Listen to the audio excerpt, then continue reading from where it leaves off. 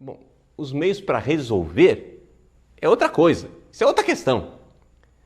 Só que são meios para resolver, não para driblar o problema e dizer vamos dar a comunhão para todo mundo. Não é isso. Ou seja, primeiro tem que se resolver o problema canônico, se as pessoas são ou não são casadas, se elas podem ou não podem se casar, podem ou não podem regularizar a sua situação, se o direito canônico, sei lá, os tribunais precisam de uma reforma, isso é uma coisa que pode tranquilamente se debater, mas com calma, com prudência, com sabedoria, porém, vamos levar em consideração que aqui as igrejas que liberam com tranquilidade um segundo casamento são as igrejas protestantes. A Igreja Católica, não é?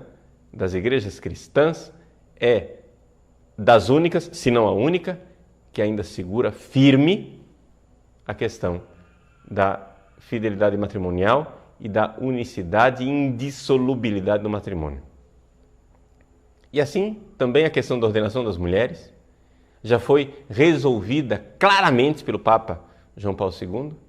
Agora, Padre Paulo, então, em termos de declaração de nulidade, a pessoa separou, quer casar com uma outra pessoa, a igreja autoriza se o primeiro casamento for declarado nulo pelo tribunal eclesiástico, tribunal da igreja. Então, quais são as condições que o Código de Direito Canônico coloca que pode haver, então, a igreja pode reconhecer que o casamento não valeu, não foi válido? As pessoas primeiro têm que entender isto, ou seja, um casamento pode acontecer a cerimônia perfeitamente, houve lá os fotógrafos, flores, a noiva de véu e grinalda, tudo perfeitinho, testemunhas, fotos, álbum, bolo de noiva, tudo. No entanto, aquele casamento pode ser só uma aparência de casamento e jamais ter acontecido. Quando a gente diz isso, a pessoa diz, como assim? Mas aconteceu, está aqui as fotos. Sim, aconteceu a celebração, mas o casamento não aconteceu. Por quê? Porque o casamento acontece quando um consentimento, que é algo que está no coração da pessoa, é expresso validamente. Então, assim, vou dar um exemplo claro. O padre pergunta, vocês irão prometer fidelidade um ao outro? É por toda a vida que o prometeis? Aí ele diz, sim. Ela diz, sim. Mas a amante dele está sentada lá no primeiro banco como testemunha.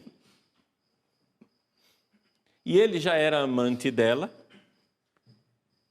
pretende continuar sendo amante, e ele está dizendo que vai ser fiel. Ora, ele está dizendo que vai ser fiel da boca para fora.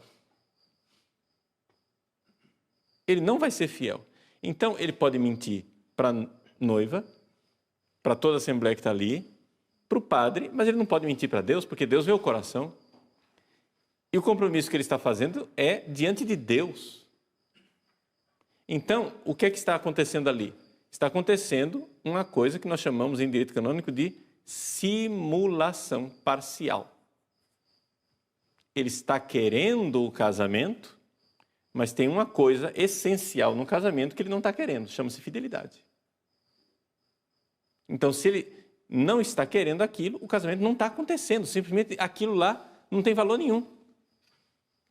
Aí a mulher diz, não, mas eu queria casar, sinceramente. Sim, mas quando um não quer, dois não casam. Entende? Casamento, os dois têm que apertar o botãozinho, sim e sim. Se só um aperta o botão, não vale, não vai acontecer o casamento. Não cola, entendeu? Então, essas pessoas, vamos supor, que isso aconteça. Eles podem estar casados há 20 anos, ter 10 filhos, mas estão solteiros. Nunca houve casamento. Não foi válido. Porque não valeu. Entende? Vamos supor que este homem, depois de 10 anos de casado, se arrepende daquela traição que ele estava fazendo e procura, então, o bispo. Bom, o bispo pode, então, fazer uma sanação, pode sanar aquele casamento nulo. Você veja, por exemplo, o Papa Bento XVI, numa das suas tantas intervenções, no início do seu pontificado, ele falava do divórcio e disse que o divórcio é algo que é realmente contagioso, que está se alastrando pelo mundo inteiro. Para isso ele usou a palavra praga, que o divórcio é uma praga. É claro que existe um outro sentido da palavra praga, que é de maldição. Não era isso que o Papa queria dizer. Ele queria usar a palavra praga para dizer algo que está se alastrando rapidamente, como uma doença contagiosa, como uma pandemia. Muito bem, foi o Papa pronunciar isso e a mídia no mundo inteiro já começou a gritar escândalo, escândalo, escândalo. O Papa está sendo preconceituoso para com os divorciados. Mas meu irmão, minha irmã, me diga, para quem de vocês é novidade que a Igreja Católica acha que o divórcio é algo que não deveria acontecer? É algo que não está no pensamento de Deus. É algo que não é projetado e nem pensado por Deus. Ah, mas a Igreja Católica, ela deveria se adaptar aos tempos modernos, porque afinal das contas, os tempos mudaram. Na época de Jesus, o divórcio era um problema, agora não é mais. Agora nós já estamos numa outra época, nós temos que adaptar aos tempos e às culturas diferentes. Quem quer dizer que o divórcio é algo de ruim, está querendo realizar dentro da igreja o imperialismo romano, né? É o imperialismo romano. Ou seja, você está querendo trazer aquilo que é a Igreja Católica lá de Roma e implantar aqui numa realidade totalmente diferente. É o imperialismo tradicionalista, ou seja, você está querendo pegar a Igreja Católica de 2000 anos atrás e aplicar no hoje. Mas hoje nós não podemos mais fazer isso, nós temos que nos abrir aos tempos modernos. Essa é a conversa que o pessoal sempre repete, e eu tenho certeza que você já ouviu isso algumas vezes, né? Que a Igreja Católica tem que se adaptar aos tempos e aos lugares diferentes. Só que acontece o seguinte, gente: a opinião da igreja, o ensinamento da igreja a respeito do divórcio é algo que não foi aceito nos dias de hoje e não era aceito nos dias de Jesus. Quando em Mateus 19, Jesus diz: o que Deus uniu, o homem não separe. Quando em Mateus 19, Jesus diz assim, que Moisés deu a vocês a possibilidade do divórcio por causa da dureza do vosso coração, mas no princípio, quando Deus criou o homem e a mulher, não era assim. O homem deixará pai e mãe e serão uma só carne. O que Deus uniu, o homem não separe, de Jesus. E por causa desta resposta de Jesus, as pessoas da época de Jesus ficaram escandalizadas e disseram assim: bom, se é essa a situação do homem e da mulher, então é melhor nem se casar.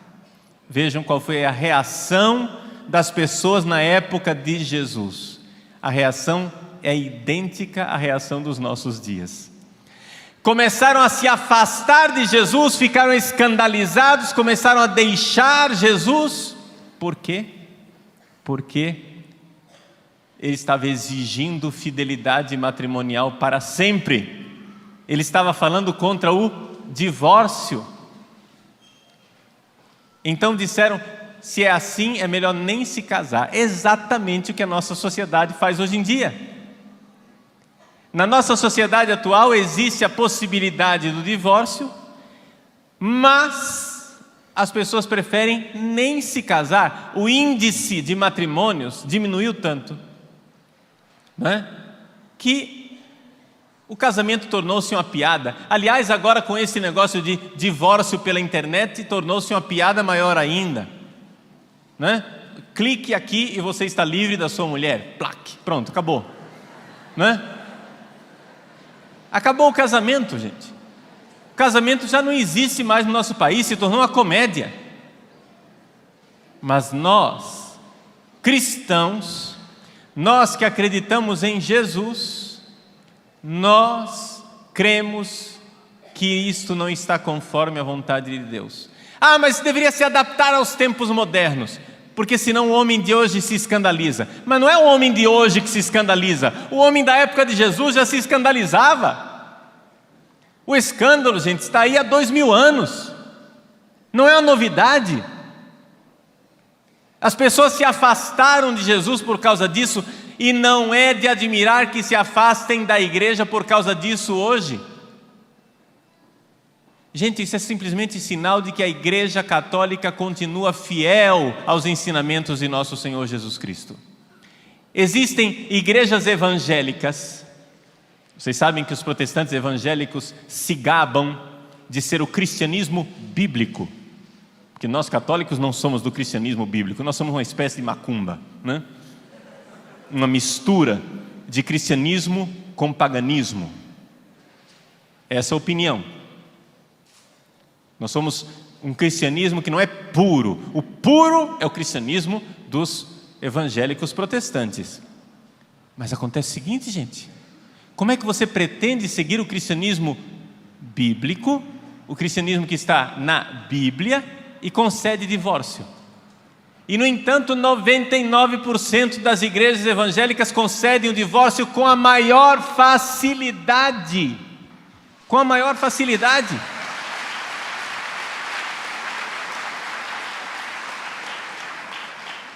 Onde é que fica o que Deus uniu, o homem não separe?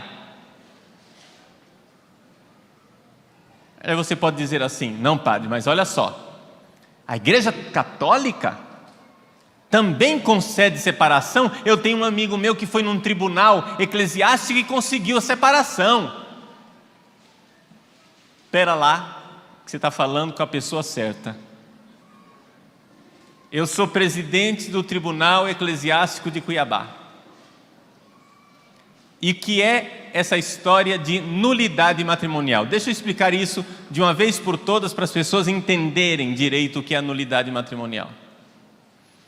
A igreja não concede o divórcio. A igreja analisa um casamento para ver se ele aconteceu de verdade, ou então, se ele na verdade jamais aconteceu. Vou dar um exemplo bem claro. Quando você vai diante do padre para se casar, o padre pergunta se o seu amor pelo seu futuro esposo, pela sua futura esposa, tem as 4 características do amor de Jesus Cristo pela igreja. Quais são as 4 características do amor de Jesus Cristo pela igreja? O amor de Jesus é um amor livre, total, fiel e fecundo. E essas são as perguntas que o padre faz. Quem é casado aqui, levanta a mão. Fala assim: com a graça de Deus, eu me uni em santo matrimônio. Amém. Muito bem. O que é que o padre perguntou para você no dia do seu casamento? Ele perguntou assim: vocês estão aqui para se unirem em matrimônio. É de livre e espontânea vontade que o fazeis? Sim. Livre e espontânea vontade. O matrimônio tem que ser livre. Agora você imagine aquela cena do casamento caipira, né?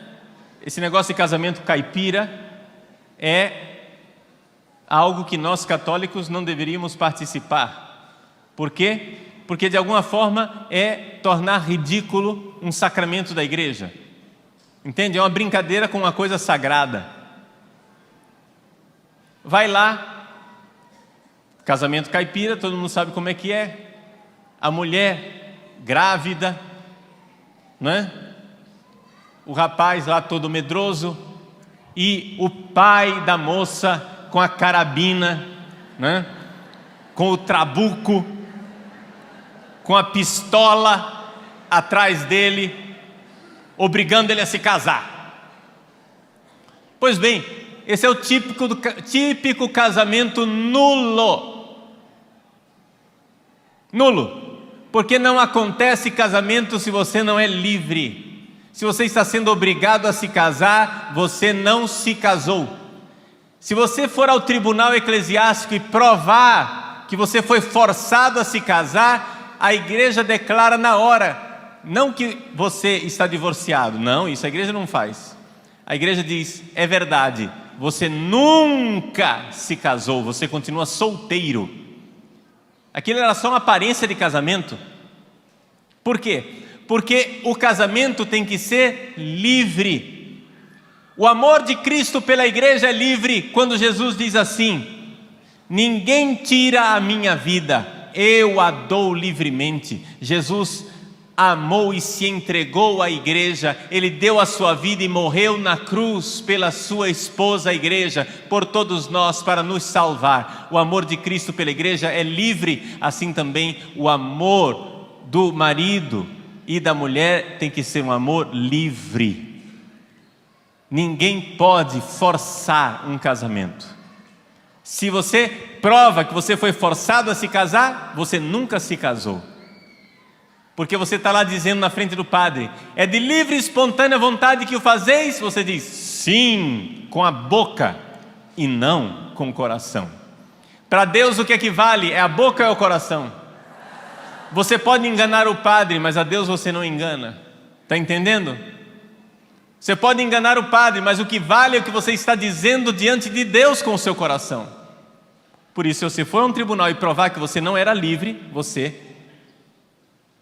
sempre foi solteiro. Vejam, a sentença do tribunal, ela não vai fazer com que você fique solteiro. Ela vai só constatar um fato. Os tribunais eclesiásticos, eles existem para descobrir um fato. Por exemplo, o tribunal criminal, ele existe para descobrir um fato. Que fato que o tribunal criminal quer descobrir? Sei lá, quem matou Odete Reutemann?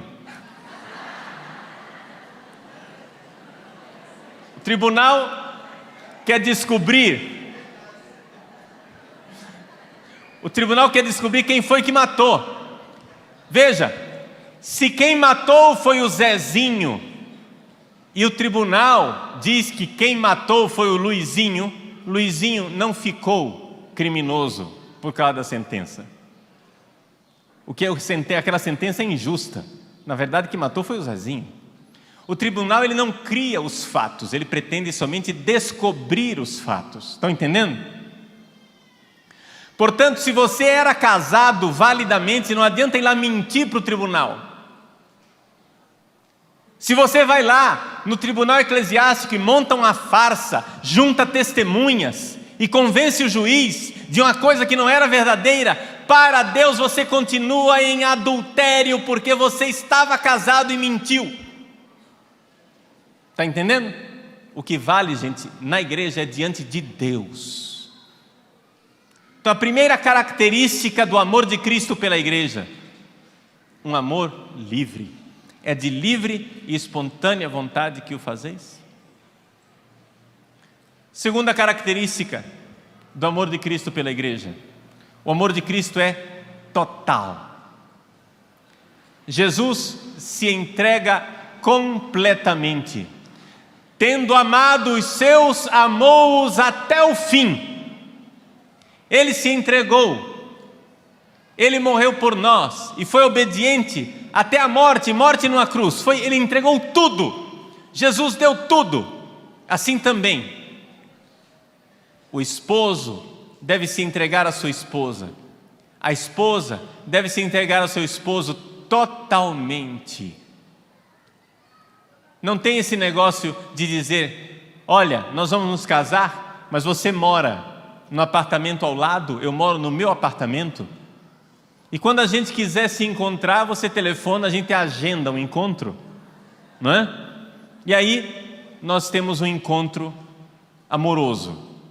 Isso não é casamento, gente.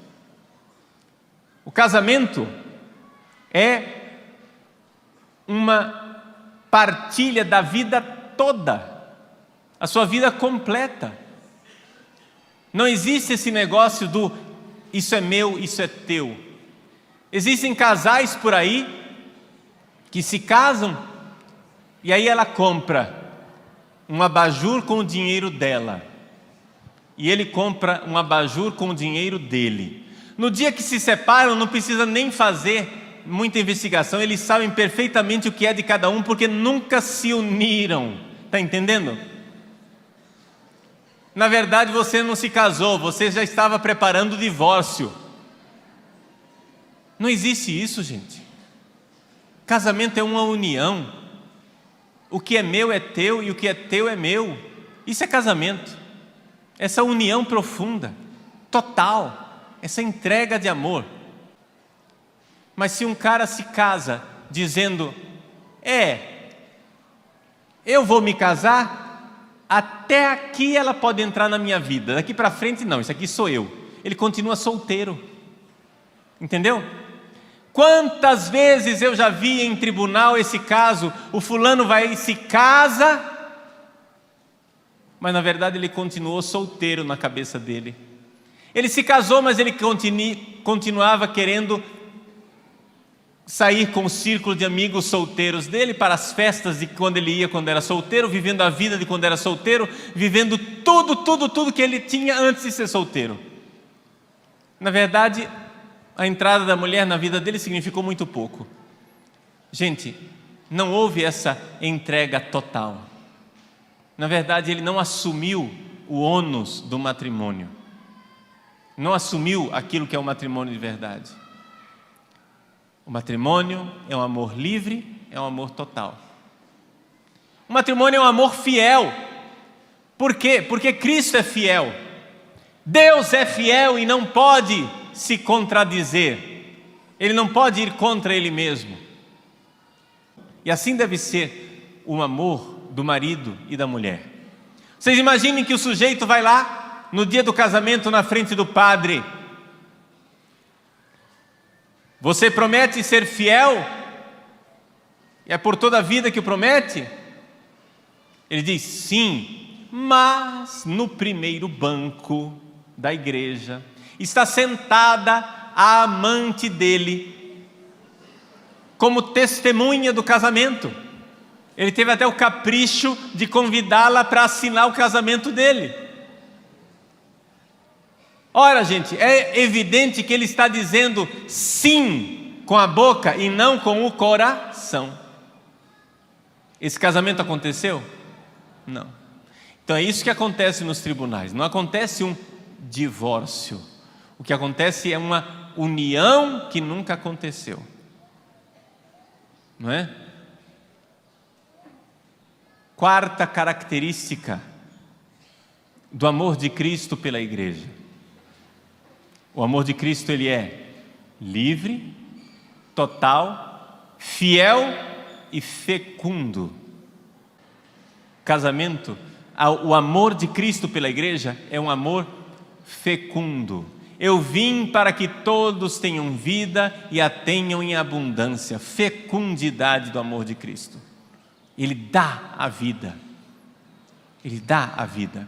Então vejam, gente, esse é o amor de Cristo pela igreja e essas são as 4 características do amor de Cristo pela igreja que deve moldar o casamento. E é assim que deve ser o casamento. Então é isso que acontece nos tribunais. Não acontece um divórcio. O que acontece é uma união que nunca aconteceu.